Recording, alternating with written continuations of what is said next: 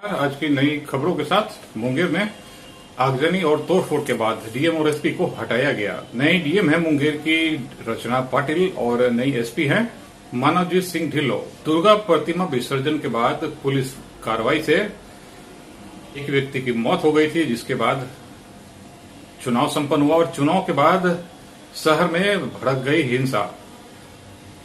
राज्य के तमाम वरीय पुलिस अधिकारी मुंगेर में मौजूद हैं और स्थिति की समीक्षा भी कर रहे हैं। उसके बाद कल के बाद मुंगेर अभी तक शांतिपूर्ण है। प्रधानमंत्री नरेंद्र मोदी की आने वाली 2 चुनावी सभा है। 1 नवंबर को 4 सभाओं का आयोजन होगा।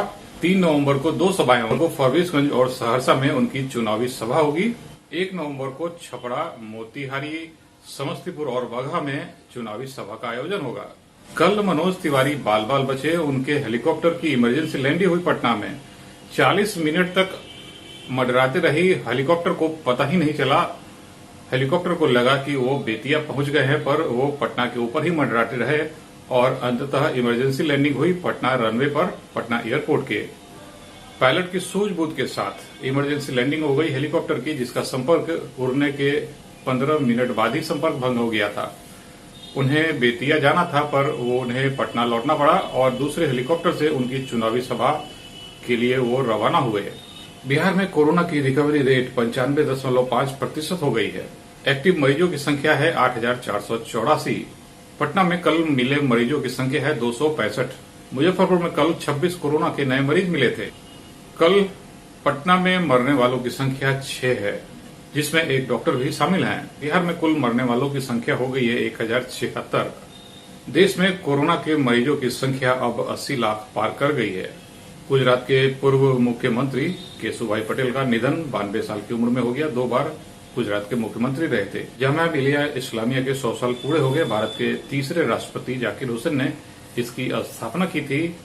देश में इंटरनेट यूजर 23.76% बढ़े हैं। तो दुनिया में इंटरनेट यूजर्स बढ़ने वालों का प्रतिशत है 7.47।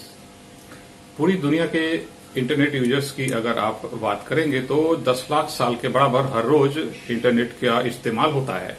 इंटरनेट के 91% यूजर मोबाइल पर इंटरनेट का इस्तेमाल करते हैं। दुनिया में हर 14 सेकंड पर एक नए लोग इंटरनेट से जुड़ जाते हैं। मुजफ्फरपुर में हथियार सत्यापन की अनोखी घटनाएं देखी जा रही है। 17 ऐसे हथियार लाइसेंस दिए गए जिनके सत्यापन नहीं हो पा रहा है उनके गलत पते की वजह से। कि 10 गल्ला मोहल्ला मुजफ्फरपुर में है ही नहीं, पर इस मोहल्ले के नाम पर भी हथियार दिए गए हैं, लाइसेंस निर्गत किए गए थे।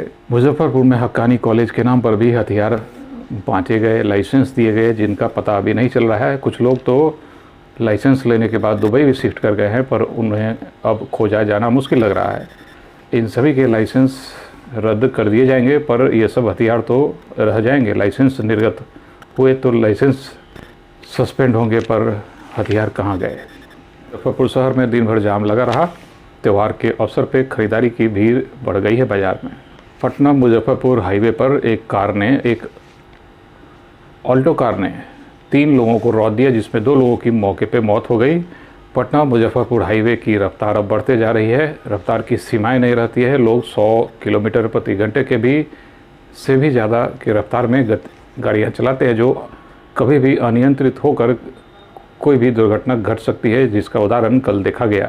विधानसभा का आम निर्वाचन का 3य चरण 7 नवंबर को होना है। ये 3 विधानसभा क्षेत्रों में 16 से भी ज्यादा उम्मीदवार होने के कारण पूरक रैंडमाइजेशन किया गया। गायघाट, कुढ़नी और मुजफ्फरपुर में 16 से भी ज्यादा उम्मीदवार हैं। स्वीप कोसांग मुजफ्फरपुर द्वारा कल समाहरणालय परिसर में दीपोत्सव का कार्यक्रम रखा गया। खूबसूरत रंगोली मनाई गई। मुजफ्फरपुर की मानचित्र को भी उकेरा गया। शरद पूर्णिमा की आप सबों को शुभकामनाएं। आज शरद पूर्णिमा है। आज 1 महीने में दूसरी बार पूर्णिमा देखने को मिल रही है। दुर्लभ घटना है। आज के दिन आप फुल मून या ब्लू मून का भी दर्शन कर सकते हैं। तेजस्वी संत दयानंद सरस्वती की पुण्यतिथि भी है। भारत के परमाणु कार्यक्रम के जनक और गणितज्ञ होमी जहांगीर भाभा की भी जयंती आज है।